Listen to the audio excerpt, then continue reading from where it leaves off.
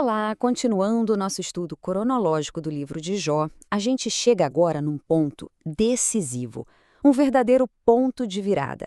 Depois de 37 capítulos de sofrimento, de debate, de uma angústia profunda, aquele silêncio dos céus finalmente se quebra. Deus responde. E olha, a resposta que está por vir vai mudar absolutamente tudo. Vamos só lembrar um pouquinho onde o Jó estava, né? A dor dele não era só física. Era uma agonia na alma, uma crise existencial. Ele estava, assim, desesperado por uma chance de falar com Deus, de ir até o tribunal divino para apresentar o caso dele, provar que era inocente e finalmente entender o porquê de tudo aquilo. Esse clamor por justiça, nossa, ele ecoa pelo livro inteiro. E que silêncio, hein? Um silêncio ensurdecedor. Por 37 capítulos, a gente acompanhou aquele debate que não saía do lugar, os amigos de Jó com aquela teologia super simplista deles, o próprio Jó defendendo a sua integridade, mas ao mesmo tempo questionando a justiça de Deus, e por fim o jovem Eliú com aquele discurso longo. E durante todo esse tempo, a pergunta principal ficou ali, pairando no ar, sem nenhuma resposta vinda do céu. E então, acontece. Mas olha, não do jeito que Jó esperava. De jeito nenhum. Deus não aparece num tribunal calmo, todo organizado. Ele chega num redemoinho. Uma manifestação de poder assim, avassaladora, incontrolável. A própria forma como ele chega já é uma resposta, sabe? Antes mesmo de qualquer palavra ser dita. E aquela resposta que Jó tanto queria, bom, não é bem uma explicação. Na verdade, é um interrogatório. Deus não vai justificar as ações dele nos termos que Jó propôs. Pelo contrário, ele vai basicamente desmantelar a própria base da queixa de Jó, começando nada mais nada menos que pelas fundações do universo.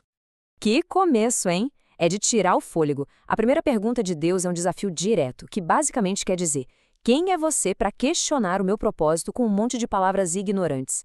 Isso, de cara, já muda o contexto de todo o debate. As palavras de todos eles, inclusive as de Jó, são colocadas no seu devido lugar, limitadas, finitas, sem o conhecimento do todo.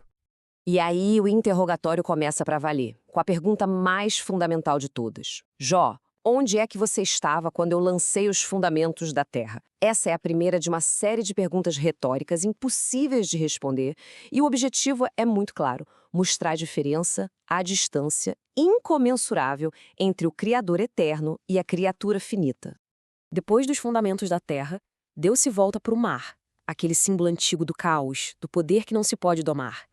E ele descreve o mar como algo que ele mesmo trancou com portões, que ele estabeleceu limites com uma única palavra. A mensagem implícita para Jó aqui é muito poderosa. Se eu controlo o caos do oceano, será que o caos na sua vida estaria mesmo fora do meu controle? O interrogatório continua passando por fenômenos que hoje a gente chama de meteorologia. Neve, granizo, luz, chuva, gelo. Para Jó, tudo isso era um mistério profundo. Para Deus, são ferramentas no seu depósito, são tesouros que ele administra. Ele pergunta a Jó se ele tem acesso a esses tesouros ou se entende como eles funcionam. E a resposta, claro, é óbvia: não. Da terra e do clima, o foco sobe para os céus. Deus desafia Jó: você consegue amarrar as Pleiades ou soltar as correntes de Órion? A pergunta mostra a ordem majestosa do cosmos, um sistema imenso, preciso, reforçando quão longe tudo isso está do controle ou, sequer, da compreensão humana. Então, o ponto central do capítulo 38 é exatamente este. Deus está mostrando para Jó que o universo é um lugar vasto, complexo, todo interligado e que é governado por uma sabedoria que Jó simplesmente não tem. Se ele não consegue nem entender como o mundo físico funciona, como ele pode se atrever a julgar a sabedoria moral de quem governa tudo isso? Aí, no capítulo 39, a perspectiva muda um pouco. Sai do cosmos e foca no reino animal. Mas o tema central, esse continua o mesmo. Deus continua a revelar sua sabedoria e cuidado no mundo selvagem, um mundo que existe assim quase que inteiramente fora do nosso controle. Olha só que exemplo fantástico, o do jumento montês. Deus pergunta: quem foi que libertou ele? Esse animal é o oposto do seu primo domesticado. Ele é livre, é indomável, ele ri do controle humano. E, no entanto, ele não é um acidente da natureza. Ele foi projetado por Deus para viver bem exatamente onde está, em liberdade, sob o cuidado direto de Deus. Da mesma forma, Deus aponta para o boi selvagem, um animal de uma força imensa. Jó, você consegue usar ele para arar seus campos? Consegue confiar nele para te ajudar na colheita? Claro que não. A força dele é inútil para o homem, porque não pode ser domada. É mais um exemplo da ordem de Deus que não existe primariamente para o nosso benefício. E então, a gente chega numa das descrições poéticas mais impressionantes de toda a Bíblia. A do cavalo de guerra. Presta atenção nos detalhes que Deus deu a ele. Ele se alegra com a própria força, ele ri do medo, ele anseia pela batalha quando ouve o som da trombeta. Não é o cavaleiro que dá coragem para ele. A sua natureza majestosa, o seu instinto, vem diretamente do Criador. O capítulo continua com outros exemplos, né? A avestruz, que parece meio boba, mas é super veloz. O gavião e a águia, que seguem seus instintos de migração e caça por um decreto divino. Cada um desses animais é um testemunho da sabedoria de Deus, operando em criaturas que estão muito, mas muito além da nossa influência. Certo. Então, depois desse tour pela criação, do cosmos aos animais selvagens, qual é o objetivo de tudo isso? Por que Deus responde a um clamor por justiça com uma aula de ciências naturais? E aqui está a parte mais importante para a gente entender. Em nenhum momento nesses 2 capítulos, Deus fala: Jó, você sofreu por este ou aquele motivo. A pergunta por quê de Jó não é respondida diretamente. Deus não abre as cortinas do céu para mostrar a aposta que ele fez com Satanás.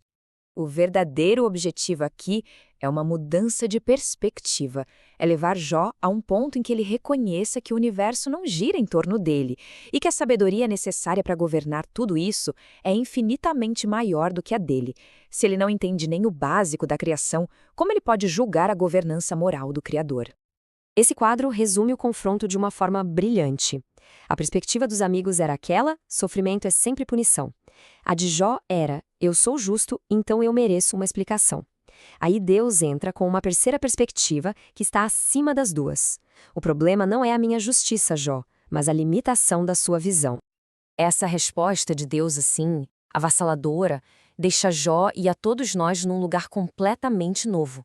Mas a conversa ainda não terminou. É isso mesmo.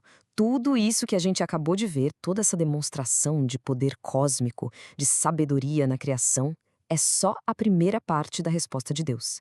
Ainda tem mais por vir. Depois de ser confrontado não com uma explicação, mas com a própria majestade de Deus, a bola volta para o campo de Jó. O que ele pode dizer agora?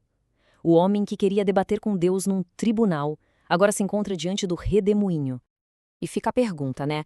Diante dessa imensidão do universo e da sabedoria que sustenta tudo, que resposta é possível? O silêncio? A submissão? A adoração? Bom, a gente vai ver a reação de Jó e também o segundo discurso de Deus no nosso próximo estudo. Até lá!